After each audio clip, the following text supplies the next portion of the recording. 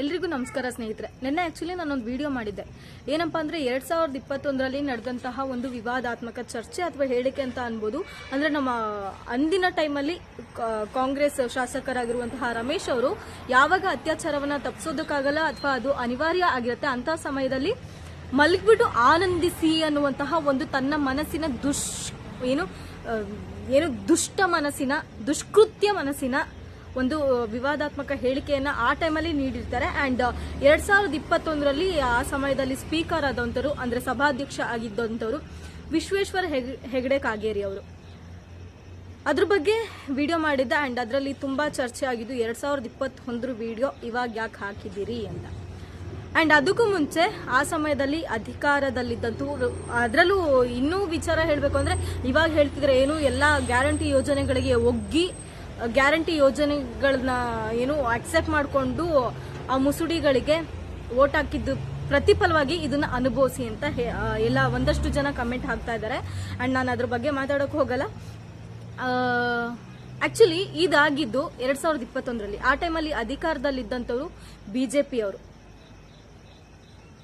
ಬಿಜೆಪಿಯಲ್ಲಿ ಅಧಿಕಾರದಲ್ಲಿರುತ್ತೆ. 2021ರಲ್ಲಿ ಅದೇ ಸ್ಪೀಕರ್ ಆದವರು ಆ ವಿವಾದಾತ್ಮಕ ಹೇಳಿಕೆಗೆ ಕಕ್ಕ ಅಂತ ನಗಾಡ್ಬಿಡ್ತಾರೆ. ಅದು ಅವರ ಇಬ್ರು ಮನಸ್ಥಿತಿನ ತೋರ್ಸತ್ತೆ ಏನು ಅಂತ ಅಂದು ಅಂಥವ್ರನ್ನ ಇನ್ನೂ ನಮ್ಮ ರಾಜಕಾರಣಿಗಳು ನಮ್ಮ ಪ್ರಜೆಗಳನ್ನ ಕಾಪಾಡುವಂತಹ ಪ್ರತಿನಿಧಿಗಳು ಅಂತ ಹೇಳ್ಕೊಳ್ಳೋದು ನಮ್ಮ ದರಿದ್ರ ವ್ಯವಸ್ಥೆಯ ವಿಪರ್ಯಾಸತೆ.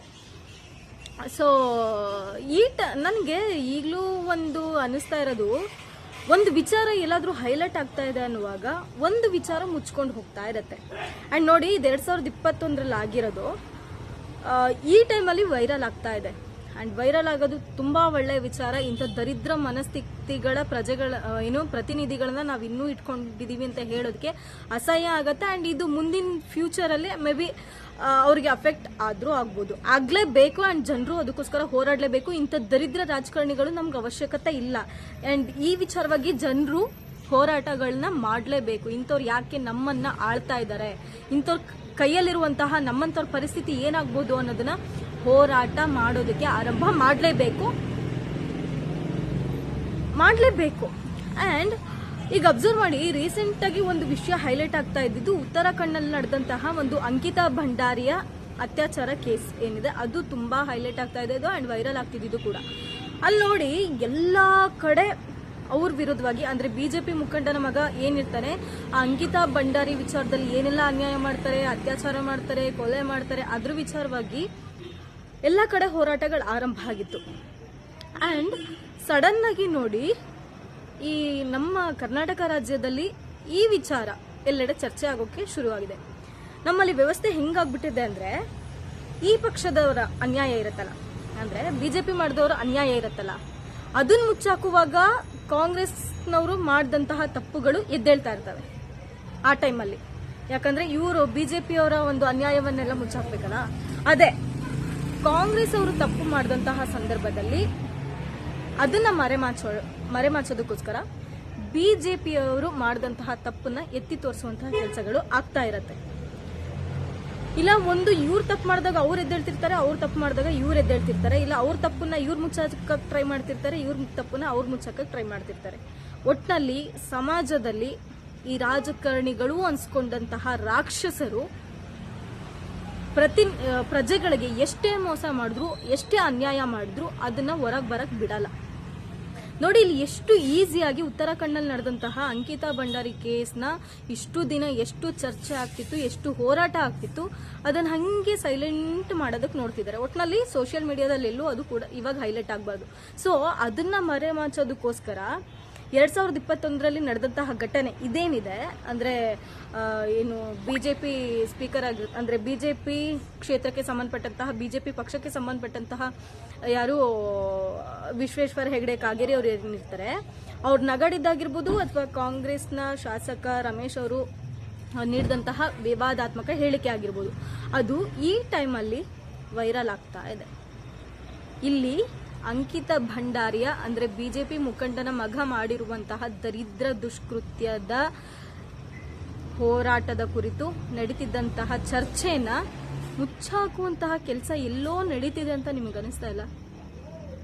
ಒಟ್ನಲ್ಲಿ ಪಬ್ಲಿಕ್ಕಲ್ಲಿ ಅನ್ಯಾಯ ಅನ್ನೋದು ಇಂಥ ವಿಚಾರದಲ್ಲಿ ನಡೆದಿದ್ದು ಹೈಲೈಟ್ ಆಗಕ್ಕೆ ಬಿಡ್ತಾ ಇಲ್ಲ.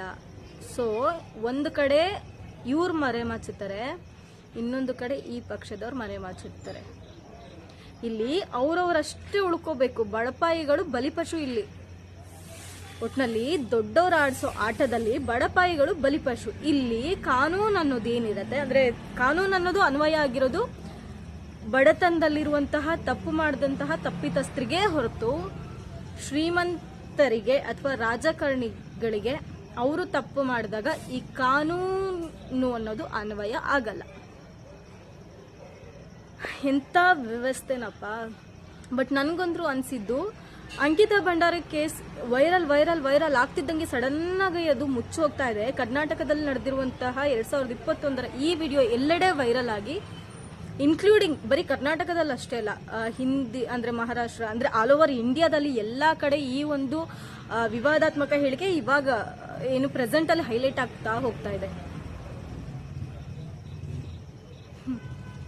ನಮ್ಮ ವ್ಯವಸ್ಥೆ ಒಟ್ನಲ್ಲಿ ಇವ್ರು ಮಾಡಿ ತಪ್ಪನ್ನ ಅವ್ರು ಮುಚ್ಚಾಕ್ತಾ, ಅವ್ರು ಮಾಡಿ ತಪ್ಪನ್ನ ಇವ್ರು ಮುಚ್ಚಾಕ್ತಾ, ಅಥವಾ ಅವ್ರ ತಪ್ಪನ್ನ ಇವ್ರು ಎತ್ತೆಣಿಸ್ತಾ, ಇವ್ರ ತಪ್ಪನ್ನ ಅವ್ರು ಎತ್ತೆಣಿಸ್ತಾ ಸಮಾಜದಲ್ಲಿ ಆಗುವಂತಹ ಅನ್ಯಾಯನ ಹೊರಗೆ ಬರೋದಕ್ಕೆ ಬಿಡಲ್ಲ. ಹಂಗೆ ಮರೆಮಾಚಿ ಬೋಳಿಸ್ಬಿಡ್ತಾರೆ. ಅಲ್ಲಿ ಅಂಕಿತಾ ಭಂಡಾರಿ ಒಂದು ಪಾಪದ ಹುಡುಗಿಗೆ ಅನ್ಯಾಯ ಆಗಿರುತ್ತೆ. ಅಂಥ ವಿಚಾರ ವೈರಲ್ ಆಗುವಂತಹ ಸಂದರ್ಭದಲ್ಲಿ, ಅಂಥ ವಿಚಾರದ ವಿರುದ್ಧ ಹೋರಾಡುವಂತಹ ಸಂದರ್ಭದಲ್ಲಿ, ಅಂಥ ವಿಚಾರ ಚರ್ಚೆ ಆಗುವಂತಹ ಸಂದರ್ಭದಲ್ಲಿ ಕರ್ನಾಟಕದಲ್ಲಿ 2021 ಡಿಸೆಂಬರ್ ಆಸುಪಾಸ್ನಲ್ಲಿ ನಡೆದಿರುವಂತಹ ಈ ಚರ್ಚೆ ಈ ಸಮಯದಲ್ಲಿ ವೈರಲ್ ಆಗ್ತಿದೆ.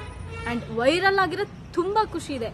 ನಾವು ಆಕ್ಚುಲಿ ಅವಾಗ ನಮ್ಗೆ ಇದೆಲ್ಲ ಗೊತ್ತೇ ಇರಲಿಲ್ಲ, ಗೊತ್ತಾಗ್ತಾ ಇರಲಿಲ್ಲ. ಬಿಕಾಸ್ ಆ ಟೈಮಲ್ಲಿ ನಾವು ನ್ಯೂಸ್ಗಳನ್ನ ನೋಡ್ತಿರ್ಲಿಲ್ಲ.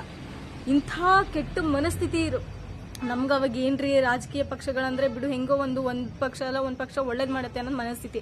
ಬಟ್ ಇವಾಗ ನಾವು ಅದನ್ನ ಅರ್ಥ ಮಾಡ್ಕೊಳಕ್ ಆರಂಭ ಮಾಡಿದಾಗ ಯಾವ್ದ್ಯಾವ್ದು ಏನು ಎತ್ತ ಹಿಂಗೆ ಅಷ್ಟ್ರ ಮಟ್ಟಿಗೆ ಅಲ್ದಿದ್ರು ಒಂದಿಷ್ಟ್ರ ಮಟ್ಟಿಗಾದ್ರೂ ಅರ್ಥ ಮಾಡ್ಕೊಳಕ್ಕೆ ಆರಂಭ ಮಾಡಿದೀವಿ, ಯಾರ್ಯಾರು ಏನೇನು ಎತ್ತ ಅಂತ.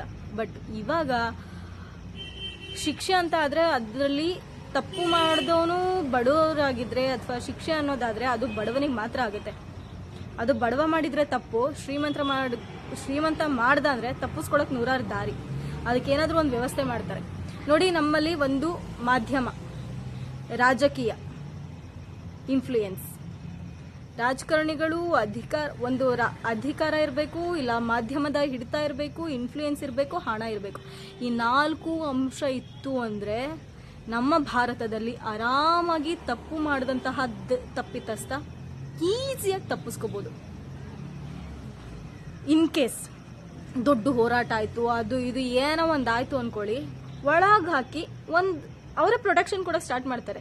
ಒಳಗೆ ಹಾಕಿ ಒಂದಷ್ಟು ತಿಂಗಳ ನಂತರ ಬಿಡುಗಡೆ ಮಾಡುವಂತಹ ಕೆಲಸನೂ ತುಂಬಾ ಚೆನ್ನಾಗಿ ಮಾಡ್ತಾರೆ. ಅಂಡ್ ಒಳಗೆ ಹಾಕಿದ್ದಾರೆ ಅಂತ ನೀನ್ ತಪ್ಪು ಮಾಡಿ ಬಂದಿದ್ಯಾ ಕಂದ ಅಂತ ನಿನ್ಗೇನಾದ್ರೂ ತೀವ್ರವಾದಂತಹ ಶಿಕ್ಷೆ ಕೊಡ್ತಾರ?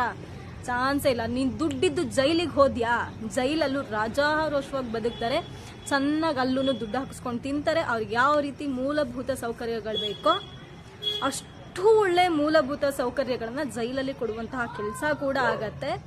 ನಮ್ಮಲ್ಲಿ ಅನ್ಯಾಯಕ್ಕೊಳಗಾದವ್ರಿಗೆ ರಕ್ಷಣೆ ಕೊಡೋದು ಬಿಟ್ಟು ಅನ್ಯಾಯ ಮಾಡಿದವರಿಗೆ ರಕ್ಷಣೆ ಕೊಡುವಂತಹ ವ್ಯವಸ್ಥೆ ಇದು. ಒಟ್ನಲ್ಲಿ ಅಂಕಿತಾ ಭಂಡಾರಿ ಕೇಸ್ನ ಅವಳ ಕುರಿತು ನಡೆತಿದ್ದಂತಹ ಹೋರಾಟ, ಚರ್ಚೆ ಇದನ್ನೆಲ್ಲ ಅಲ್ಲಿಂದ ಅಲ್ಲಿಗೆ ಮುಗಿಸುವಂತಹ ಕೆಲಸನೂ ತುಂಬಾ ಚೆನ್ನಾಗಾಗ್ತಿದೆ. ಅಂಡ್ ನಮ್ಮ ಕರ್ನಾಟಕದಲ್ಲೇ ನೋಡ್ಬೋದು, ರೀಸೆಂಟ್ ಆಗಿ ಒಬ್ಬ ಬಿಜೆಪಿಗೆ ಸಂಬಂಧಪಟ್ಟಂತಹ ವ್ಯಕ್ತಿಯ ಏನು ಏಜೇ ಆಗಿರಲ್ಲ ಅಷ್ಟು ಬೇಗ ಒಂದು ಹುಡುಗಿಗೆ ಮಗು ಮಾಡಿ ಕೈ ಕೊಟ್ಟು ಇವಾಗ ನನ್ನ ಮದುವೆನೇ ಆಗಲ್ಲ, ನನಗೂ ಅವಳಿಗೂ ಸಂಬಂಧನೇ ಇಲ್ಲ ಅಂತ ಜೈಲಿಗೆ ಹೋಗಿ ಬಂದಂತವನು. ಆ ಕೇಸು ಹಾಗೆ ಸೈಲೆಂಟಾಗಿ ಹೋಗ್ತಾ ಇದೆ. ಆ್ಯಂಡ್ ಎಲ್ಲಿ ಅದ್ರ ಬಗ್ಗೆ ಚರ್ಚೆನೇ ಇಲ್ಲ ಬಿಡಿ. ಇವಾಗ ಎಲ್ಲೋ ಹೋಗ್ಬಿಟ್ರು, ನಮ್ಮಲ್ಲಿ ಹೋರಾಟಗಾರರೆಲ್ಲ ಎಲ್ಲೋ ಹೋಗ್ಬಿಟ್ರು. ಪಾಪ ಆ ಹುಡುಗಿಗೆ ಈ ಟೈಮಲ್ಲಿ ಅದು ಹಿಂದೂ ಮುಸ್ಲಿಂ ಮೋಸ ಆಗಿದ್ರೆ ಮಾತ್ರ ಹೈಲೈಟ್ ಮಾಡೋರು ಬಿಡಿ, ಅದು ಬೇರೆ ವಿಚಾರ. ಈಗ ಬಿಜೆಪಿ ಮುಖಂಡನ ಮಗ, ಬಿಜೆಪಿ ಶಾಸಕನ ಮಗ ಆ ಹುಡುಗಿಗೆ ಮಾಡಿದಂತಹ ಅನ್ಯಾಯವನ್ನ ಹಂಗೇ ಮುಚ್ಚಾಕಕ್ಕೆ ಪ್ರಯತ್ನ ಪಟ್ಟಾಯ್ತು. ಇವಾಗ ಅದೇ ಉತ್ತರಾಖಂಡ್ನಲ್ಲಿ ನಡೆದಂತಹ ಅಂಕಿತಾ ಭಂಡಾರಿ ಕೇಸ್ನು ಹಂಗೆ ಅವಳ ಕುರಿತು ನಡೀತಿದ್ದಂತಹ ಹೋರಾಟವನ್ನ ಕೂಡ ಹಂಗೆ ಮುಚ್ಚಾಕಕ್ಕೆ ಪ್ರಯತ್ನ ಪಡ್ತಿದ್ದಾರೆ. ಆ್ಯಂಡ್ ಅದನ್ನ ಹಂಗೆ ಮುಚ್ಚಾಕ್ತಾ ಇವಾಗ ಕರ್ನಾಟಕದಲ್ಲಿ 2021ರಲ್ಲಿ ನಡೆದಂತಹ ಏನು ಬಿಜೆಪಿಗೆ ಸಂಬಂಧಪಟ್ಟಂತಹ ಸಭಾಧ್ಯಕ್ಷ, ವಿಧಾನಸಭೆಯ ಸಭಾಧ್ಯಕ್ಷ ಅಂದ್ರೆ ನಾವು ಸ್ಪೀಕರ್ ಅಂತ ಏನ್ ಕರಿತೀವಿ, ಆತ ನಗಾಡಿದ್ದಾಗಿರ್ಬೋದು, ಅಥವಾ ಕಾಂಗ್ರೆಸ್ನ ಶಾಸಕ, ಅಂದಿನ ಸಮಯದಲ್ಲಿ ಕಾಂಗ್ರೆಸ್ನ ಶಾಸಕ ರಮೇಶ್ ಅವರು ಮಲಗಿ ಆನಂದಿಸಿ ಅಂತ ಹೇಳ್ತಾನಲ್ಲ, ಇಂಥವ್ರಿಗೆಲ್ಲ ರೆಸ್ಪೆಕ್ಟ್ ಕೊಡೋದು ವೇಸ್ಟ್ ಹೇಳ್ತಾನಲ್ಲ, ಅಂತ ಇದನ್ನೆಲ್ಲ ಹೈಲೈಟ್ ಮಾಡಿ ಇವಾಗ ಒಟ್ನಲ್ಲಿ ಅನ್ಯಾಯವನ್ನು ಮುಚ್ಚಾಕುವಂಥ ಕೆಲಸ ತುಂಬ ಚೆನ್ನಾಗಾಗ್ತಿದೆ.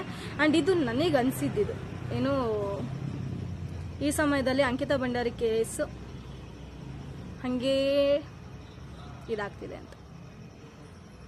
ಏನು ಮಾಡೋಂಗಿಲ್ಲ, ನಮ್ಮ ದರಿದ್ರ ವ್ಯವಸ್ಥೆಯಲ್ಲಿ ಬದುಕ್ತಾ ಇದ್ದೀವಿ. ಆ್ಯಂಡ್